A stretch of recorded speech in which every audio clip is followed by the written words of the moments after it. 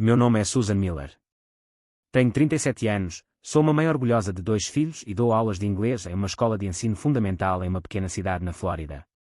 Se você tivesse-me dito há um ano que eu estaria escrevendo sobre a minha própria experiência de quase morte, conhecendo Jesus e testemunhando eventos futuros que abalariam o mundo, eu teria sido cética na melhor das hipóteses. Sempre me orgulhei de ser uma pessoa racional, alguém que dava mais valor à lógica e à ciência do que a qualquer outra coisa. No entanto, aqui estou eu, sentada na minha varanda da frente, respirando a calma de uma manhã tranquila, escrevendo estas palavras para compartilhar a experiência mais transformadora da minha vida. A verdade é que eu morri. Pelo menos, de acordo com os padrões médicos, eu morri. Era uma manhã de terça-feira em meados de outubro, um dia comum que começou como qualquer outro, cheio da correria habitual de preparar meus filhos, Ethan e Marissa, para a escola. Ethan precisava de seu equipamento de futebol para o treino, e Marissa estava preocupada com uma próxima prova de matemática. No meio de tudo isso, uma dor intensa de repente atingiu meu peito. Em um momento, eu estava ajudando Ethan a procurar suas chuteiras perdidas, e no outro, eu desabei no chão. Minha visão ficou turva, e meu coração disparou como se estivesse tentando desesperadamente se libertar do meu peito. Não me lembro de ter gritado por ajuda, mas meu marido James me disse mais tarde que eu caí sem resposta, e ele imediatamente ligou para o 911. As crianças gritaram em pânico, mas eu não ouvi nada. Meu mundo desacelerou, o caos do momento desaparecendo no fundo como ondas distantes quebrando em uma praia invisível. Eu podia sentir meu batimento cardíaco vacilando. A sensação era como um desvendamento interno, seguido por uma escuridão profunda, um silêncio pesado e então, de repente, uma luz brilhante e avassaladora encheu minha consciência. Quanto tempo fiquei clinicamente morto, não sei dizer. Os médicos estimaram mais tarde que foram cerca de 4 minutos, embora pudesse ter sido um pouco mais. Mas naqueles 4 minutos, experimentei algo tão profundamente profundo que alterou completamente minha percepção da vida, da morte e de tudo além deste mundo. Eu me vi em um túnel banhado em luz pura e radiante. Palavras não podem fazer justiça. O túnel não era simplesmente um feixe de luz, era um fenómeno vivo e respirante. Parecia pesado, mas sem nenhum peso, quente, mas não de uma forma que pudesse ser sentida fisicamente. Eu podia ver a luz brilhando com fios de ouro e prata, entrelaçando-se em um padrão harmonioso que dava a todo o espaço uma sensação de possibilidade infinita. Não havia medo em mim, apenas uma sensação de calma, um convite gentil, como se algo no outro extremo do túnel estivesse me tranquilizando, dizendo: venha, está tudo bem. Eu seguia em frente, embora não saiba dizer como. Eu ainda tinha consciência do meu corpo, mas qualquer dor ou desconforto havia desaparecido. O estresse da vida diária, as preocupações, a exaustão, tudo isso havia desaparecido, substituído por um amor tão puro e abrangente que eu mal conseguia compreender.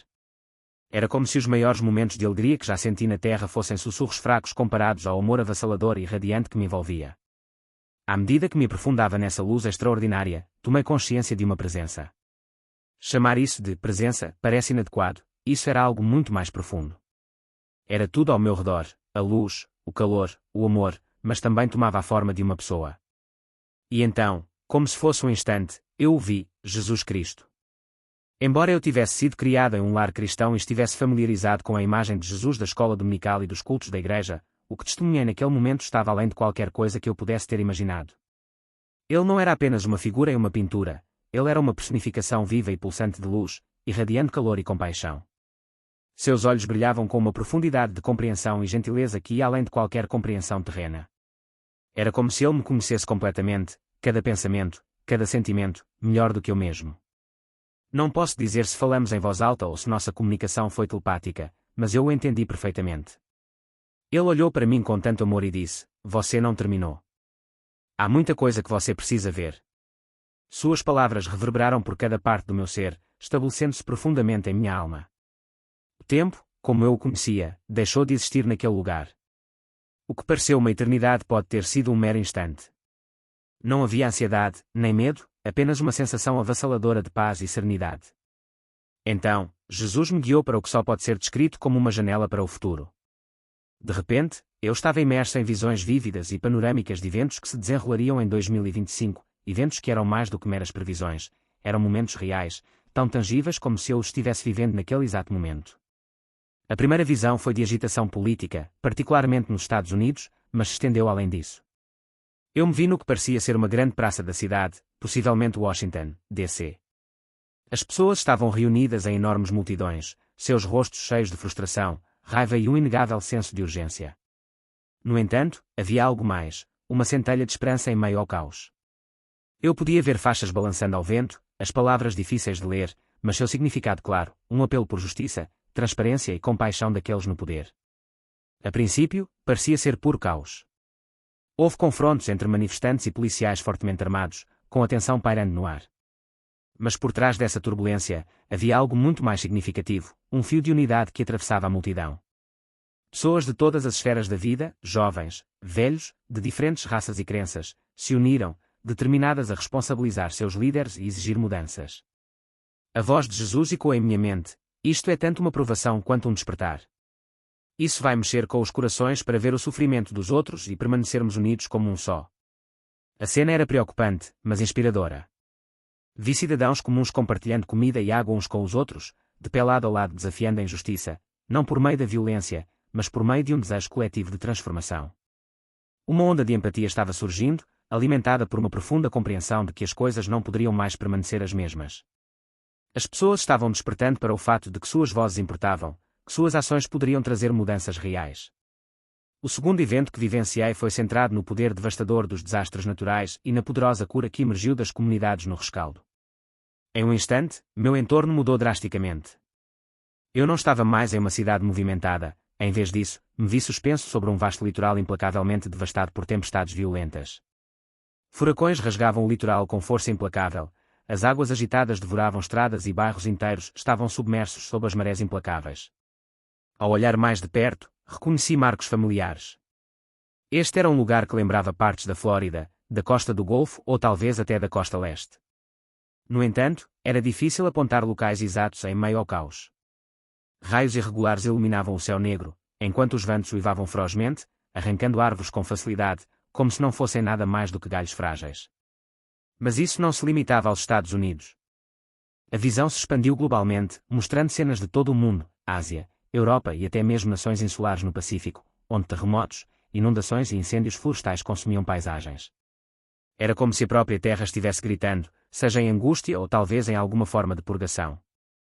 A escala da destruição era impressionante, de partir o coração e avassaladora. Famílias foram despedaçadas enquanto lares eram perdidos, e crianças se agarravam desesperadamente aos pais contra os ventos ferozes. Equipes de resgate corajosamente se aventuraram no caos, seus esforços focados em trazer esperança onde parecia não haver nenhuma. No entanto, mesmo em meio à tristeza avassaladora, havia um profundo senso de solidariedade. Voluntários cruzaram fronteiras estaduais e até mesmo nacionais para oferecer ajuda, apoio e cuidado.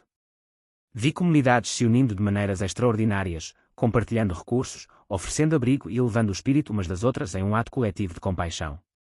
No meio dessa tragédia, senti a presença de Jesus atrás de mim, gentilmente me apoiando enquanto observava essas cenas de cortar o coração. Sua voz ressoou profundamente dentro de mim: a terra está viva. Ela chora pela forma como a humanidade a tratou, mas também oferece a possibilidade de renovação. Durante esses tempos, a compaixão prosperará se os corações permanecerem abertos uns aos outros em meio à devastação. Testemunhei atos de bondade humana inimaginável. Estranhos resgataram uns aos outros abnegadamente, médicos voaram para zonas de desastre para oferecer sua experiência e doações choveram de nações que antes estavam em desacordo. Em meio a tudo isso, em meio ao desespero, houve um inegável florescimento do coração coletivo da humanidade. A esperança criou raízes nas próprias rachaduras deixadas pela destruição. Então, a visão mudou mais uma vez. Vi milhões de pequenas luzes piscando pelo globo, como inúmeras velas brilhando suavemente na escuridão. Cada luz simbolizava uma pessoa cujo coração havia se aberto à fé, oração, meditação ou alguma prática espiritual profunda. Igrejas, templos, mesquitas e centros de meditação estavam lotados de pessoas buscando consolo e conexão espiritual. Não era a simples busca por fervor religioso, mas um profundo anseio de tocar o divino, compreender os mistérios mais profundos da vida e encontrar um propósito significativo. Observei indivíduos reunidos em pequenos grupos em casas e espaços comunitários, estudando textos espirituais, orando pela paz e oferecendo apoio uns aos outros. O que mais me impressionou nessas reuniões foi a ternura de suas interações. As pessoas ouviam atentamente, confortando umas às outras com gentileza e cuidado. Havia lágrimas, confissões e uma sensação de liberação emocional. Uma luz dourada irradiava desses grupos, como se estivessem emanando uma frequência de esperança e unidade que se espalhava pelo globo. Acima deles, o céu parecia responder, cheio de maravilhas celestiais. Chuvas de meteoros riscavam os céus, e raros alinhamentos planetários iluminavam a noite. Esses fenômenos despertaram admiração nos corações de todos que os testemunharam. Tanto cientistas quanto líderes espirituais se maravilharam com essas ocorrências únicas na vida, que muitos viam como sinais do universo. Algo sobre esses eventos cósmicos fez as pessoas pararem, olharem para cima e refletirem. Enquanto observava, ouvi a voz de Jesus novamente, silenciosamente me incitando a buscar a verdade. Além de si mesmos, muitos me encontrarão. Seus corações se amolecerão, e eu os encherei com um amor que ultrapassa todo entendimento. Meu coração se encheu de emoção. O que eu estava testemunhando era de tirar o fôlego, edificante em todos os sentidos. Revelou-me que, mesmo em meio ao caos, a humanidade poderia descobrir um senso mais profundo de significado. As pessoas não estavam apenas se conectando umas com as outras, mas também estavam se reconectando com Deus. A cena final se desenrolou no que pareciam ser mercados, lares e círculos sociais em vários países. Em contraste com a escassez que se poderia esperar após uma destruição tão generalizada, vi uma abundância extraordinária de recursos fluindo livremente. Pessoas que antes acumulavam riqueza ou lutavam na pobreza encontraram novas maneiras de compartilhar e receber bênçãos. Comunidades redescobriram métodos antigos de comércio, agricultura e apoio mútuo. Pequenas cooperativas e empresas locais floresceram. Houve uma mudança clara da dependência de grandes corporações para um crescimento mais sustentável e impulsionado localmente. Vi famílias abrindo suas casas para os deslocados pelos desastres. Vizinhos uniram forças para reconstruir casas, reunir suprimentos e lançar novos empreendimentos. Inovações em energia limpa surgiram, tornando essas tecnologias mais acessíveis e acessíveis. Essas soluções foram compartilhadas abertamente, em vez de serem mantidas atrás de patentes para lucro.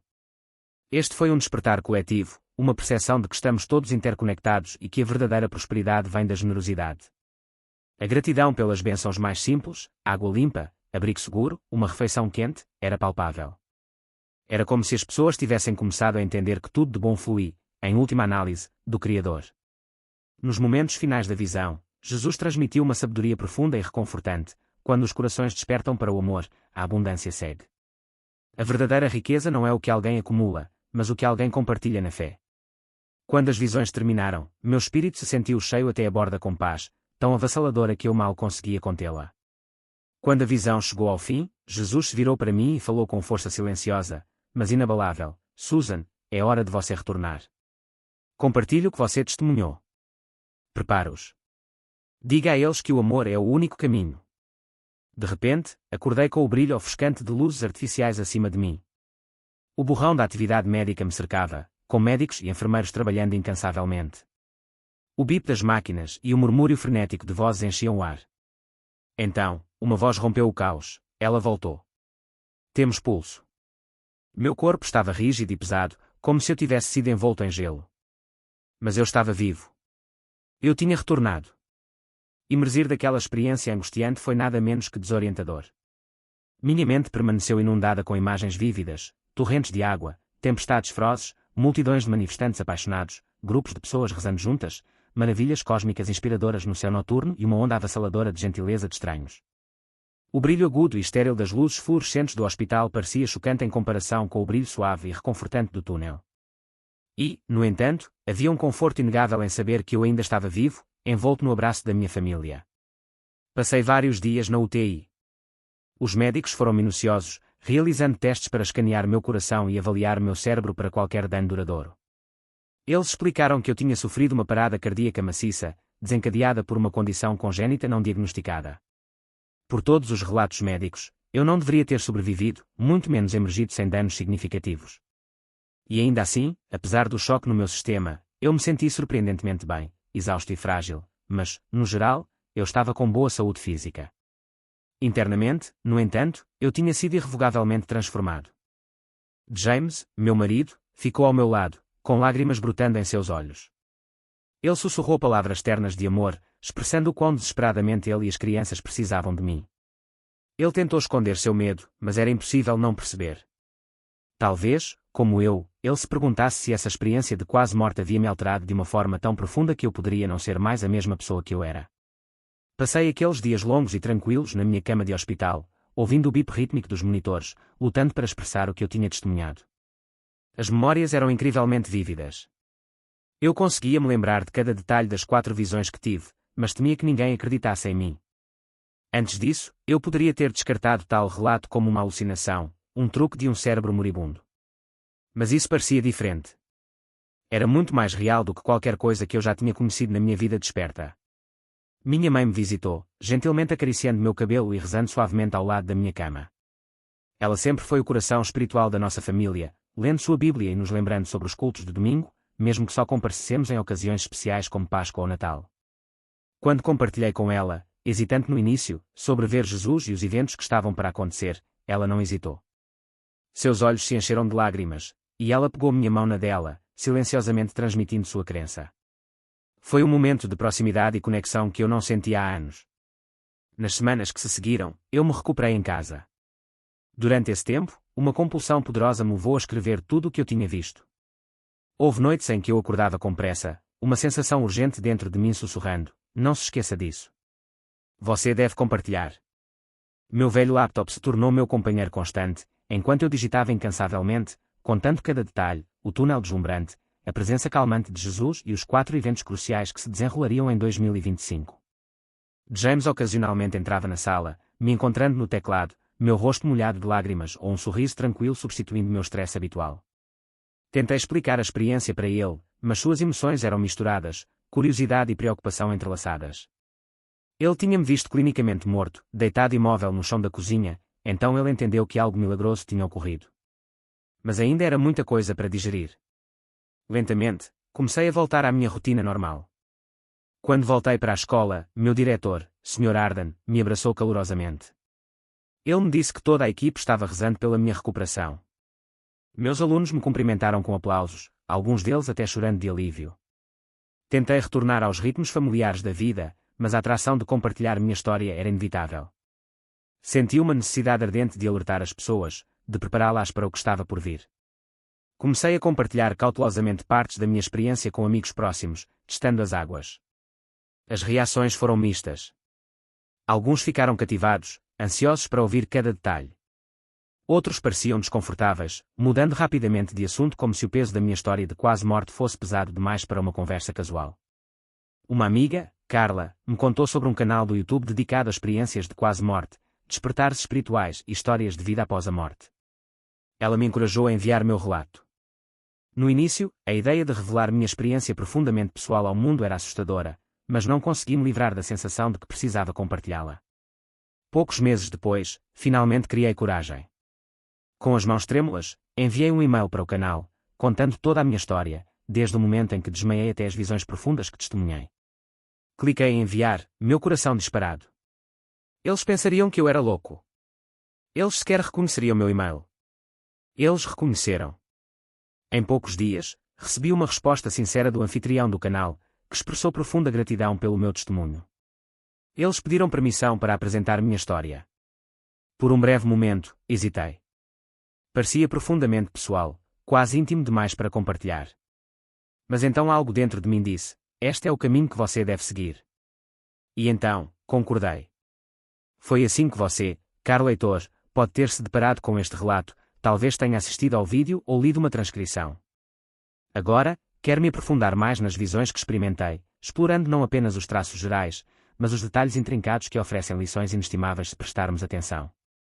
Meu ponto de vista durante as visões era estranho, como se eu estivesse flutuando acima dos eventos, observando-os de vários ângulos, testemunhando o drama que se desenrolava no mundo abaixo.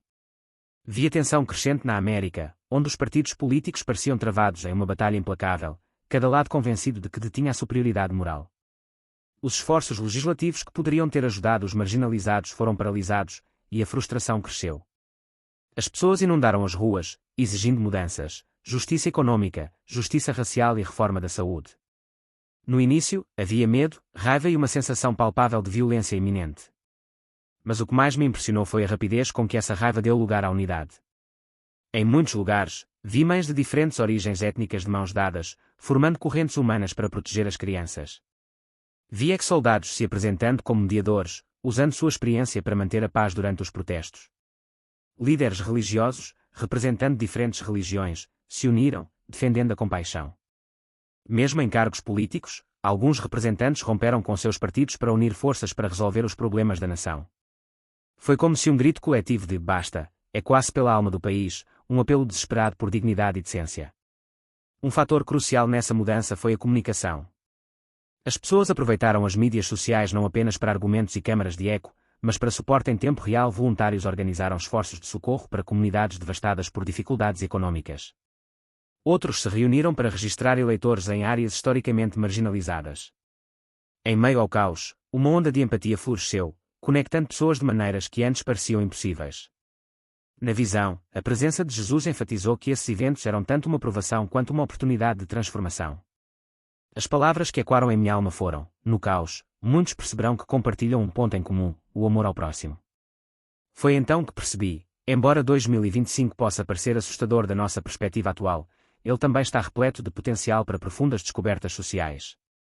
A segunda visão, com tempestades e terremotos, foi ainda mais visceral. Crescendo na Flórida, eu não era estranho a furacões, mas o que testemunhei foi além de tudo que eu já tinha experimentado. As tempestades se tornaram mais frequentes e intensas, causando estragos em uma escala sem precedentes. Abrigos transbordaram, e bairros inteiros foram submersos pelas águas das enchentes. Parecia imediato, global e totalmente aterrorizante. Mais uma vez, em meio à devastação, vi uma resiliência notável. Homens e mulheres de estados distantes chegaram com barcos e caminhões, trazendo suprimentos e ajuda para regiões inundadas. Igrejas locais se transformaram em centros de apoio, distribuindo alimentos, suprimentos e conforto emocional. Uma cena permanece particularmente vívida: vi uma fila de pessoas, encharcadas pela chuva, passando sacos de areia por uma rua escura em uma cidade costeira. Seus rostos, iluminados apenas pelos faróis, mostravam exaustão, mas eles seguiram em frente, ajudando uns aos outros durante a tempestade. Em uma cena vívida, testemunhei uma comunidade completamente devastada por um terremoto catastrófico. A terra havia-se aberto, engolindo estradas, e casas estavam em ruínas, seus telhados desabaram, reduzidos a meros escombro. Apesar da destruição avassaladora, uma incrível demonstração de compaixão se desenrolou diante de mim. Voluntários chegaram de terras distantes, caminhando pelos escombros para entregar água, suprimentos médicos e cuidados. Não havia distinção entre nacionalidade, idioma ou origem cultural, apenas um compromisso compartilhado de ajudar aqueles em extrema necessidade. Naquele momento, a mensagem era inconfundível: embora o mundo possa sofrer de várias maneiras, há um chamado universal por compaixão que transcende todas as barreiras. Esta não foi apenas uma história de sobrevivência, mas de humanidade unida pela empatia diante do sofrimento. A visão carregava uma mensagem poderosa de Jesus, que falava diretamente à terra sofredora. A terra geme, ele disse, e com cada gemido vem um chamado à ação, para mostrar compaixão. Isso ressoou profundamente dentro de mim, oferecendo esperança de que, embora os danos de tais tragédias fossem imensos, a resiliência e o espírito de bondade humana brilhariam. A catástrofe não foi o fim, foi um lembrete de que devemos começar a nos preparar agora. Devemos construir comunidades mais fortes, desenvolver planos de contingência e cuidar uns dos outros sem esperar que as instituições ajam. É essa solidariedade local, esse espírito coletivo de ajuda mútua, que pode atuar como uma âncora quando o mundo parece estar desmoronando. A segunda visão que experimentei foi profundamente comovente, uma de profundo despertar espiritual. Em todo o mundo, vi pessoas se engajando em oração, meditação e reflexão profunda como nunca antes. Não se tratava de se converter a uma fé em particular, era sobre indivíduos abrindo seus corações para algo maior do que eles mesmos. As dificuldades enfrentadas durante crises políticas e ambientais abalaram as pessoas de sua complacência, lembrando-as de suas vulnerabilidades e da interconexão de toda a vida. Vi famílias, algumas das quais nunca foram religiosas, parando para oferecer gratidão antes das refeições. Testemunhei grupos se reunindo em parques, praticando meditação, enviando pensamentos de cura para o mundo. Líderes espirituais de várias tradições se reuniram para ensinar sobre deixar de lado o medo e abraçar o amor. Havia uma atração especialmente forte entre as gerações mais jovens, talvez cansadas do cinismo que haviam herdado, buscando consolo e significado além das buscas materiais. Os céus acima também pareciam refletir esse despertar. Cometas brilhavam nos céus, chuvas de meteoros brilhavam na noite, e o alinhamento dos planetas capturou a atenção de cientistas e buscadores espirituais. A descoberta de novos fenômenos astronômicos desencadeou avanços que preencheram a lacuna entre fé e ciência. Em vez de conflito, a colaboração floresceu à medida que pessoas de diversas origens buscavam entender o universo por meio de uma lente holística. Nessa visão, a presença de Jesus era clara: eles me buscam em verdade e amor, e eu não me esconderei deles. Para mim, isso significava que qualquer um que buscasse uma conexão com o divino, não importando sua afiliação religiosa, a encontraria, contanto que seu coração fosse sincero. Essa mudança não era sobre dogma rígido ou adesão a rituais rigorosos, era sobre uma transformação do coração. A consciência coletiva da humanidade estava evoluindo, um despertar espiritual que poderia nos levar a uma existência mais compassiva e harmoniosa. Apesar da turbulência que nos cercava, havia esperança para um novo mundo onde o amor e a compreensão guiassem o caminho. A quarta visão que tive foi talvez a mais edificante de todas. Em forte contraste com a devastação que havia varrido o mundo, vi uma era de generosidade e compartilhamento de recursos sem precedentes. Era difícil imaginar depois de tamanha reviravolta, mas o que se desenrolou diante de mim foi um mundo onde as comunidades se uniram de maneiras que não eram vistas há gerações. Os mercados locais floresceram, os negócios e talentos foram compartilhados, e as inovações em energia limpa foram espalhadas por toda parte. A colaboração entre cientistas, ativistas e até mesmo corporações que haviam experimentado um profundo despertar ético levou à adoção generalizada de práticas sustentáveis. Vi bairros onde as pessoas transformavam seus gramados em jardins exuberantes, compartilhando produtos frescos entre si. As empresas de serviços públicos ajustaram suas políticas para ajudar a reconstruir regiões devastadas, oferecendo descontos e suporte aos necessitados. A ideia de vida cooperativa ganhou força à medida que famílias e indivíduos uniram forças, compartilhando casas, recursos e até mesmo responsabilidades como criação dos filhos e assistência médica. O que mais me impressionou foi a atmosfera de gratidão que parecia premiar essas comunidades. As pessoas não se ajudavam por obrigação, mas por alegria genuína e respeito mútuo. Vi crianças pintando pedras com palavras como esperança, fé e paz, deixando-as pela cidade para levantar o ânimo das pessoas. Adultos se reuniam semanalmente, não apenas para discutir finanças, mas para refletir sobre suas bênçãos e orar juntos. Havia algo incrivelmente poderoso em reconhecer a fonte divina de todas as coisas, e isso abria as comportas para a abundância material e espiritual. Jesus transmitiu uma lição final e profunda naquela visão: onde o amor habita, a escassez se dissolve. Senti uma profunda convicção naquele momento, entendendo que a maneira como percebemos e tratamos uns aos outros, e a maneira como nos relacionamos com a Terra, determina diretamente como florescemos e o que recebemos. A chave para a abundância, tanto material quanto espiritual, está no amor. Quando retornei ao meu corpo físico, foi uma experiência agridoce. Houve alívio em retornar à minha família, mas também um profundo desejo de permanecer no reino luminoso de amor e unidade que eu havia testemunhado. No entanto, eu sabia que havia recebido uma missão. Susan, disse Jesus, você retornará agora. Compartilhe o que viu. Prepara-os. Desde aquele momento, tenho feito o meu melhor para seguir esse chamado. A jornada nem sempre foi fácil. Alguns amigos se distanciaram, inseguros sobre a profundidade da minha recém-descoberta espiritualidade, enquanto outros me abraçaram com um amor ainda maior. Adotei práticas diárias de oração e registro em diário, muitas vezes levantando antes do amanhecer para refletir sobre a presença radiante de Jesus que encontrei. Essa conexão de aterramento me dá força para enfrentar os desafios que estão por vir. Uma das tarefas mais importantes que assumi foi compartilhar o meu testemunho. Eu lutei para decidir se deveria mantê-lo privado ou compartilhá-lo mais publicamente. A resposta sempre foi clara: falo. E então, comecei a escrever, alcançando outros, contribuindo para publicações espirituais e, eventualmente, gravando minha história em formato de áudio e vídeo. Toda vez que eu compartilhava, eu me sentia vulnerável, mas também aliviada, como se estivesse cumprindo uma responsabilidade sagrada para com a luz e o amor que encontrei. As reações à minha história têm variado. Alguns me chamam de profetisa, um título que rejeito, pois sou apenas uma mulher comum que teve uma experiência extraordinária. Outros me acusam de buscar atenção, o que dói, mas tento entender que o ceticismo é uma resposta humana natural. Ainda assim, nenhuma quantidade de dúvida pode apagar a verdade do que vi, senti e experimentei. Conhecer Jesus deixou uma marca indelével em minha alma que nenhuma crítica terrena pode desfazer. À medida que nos aproximamos de 2025, posso sentir a mudança abaixo da superfície.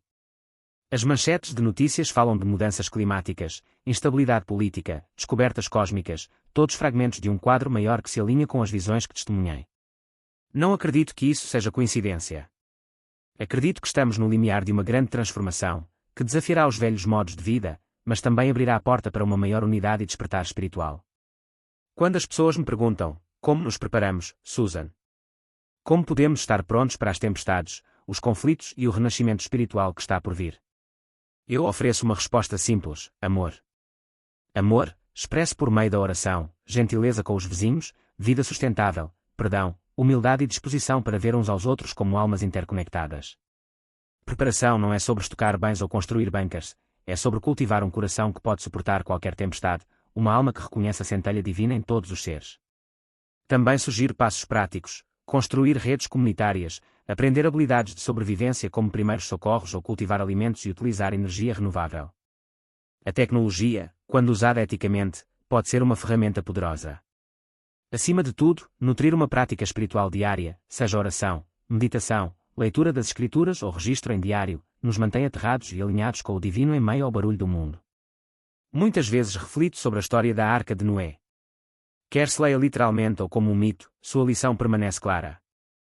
Avisado sobre um grande dilúvio, Noé se preparou com fé inabalável. Em certo sentido, as visões que Jesus me mostrou são como as chuvas no horizonte. Mas nossa arca não é feita de madeira e pregos. É uma devoção coletiva à cura, compaixão e fé, uma arca espiritual feita de corações unidos em amor.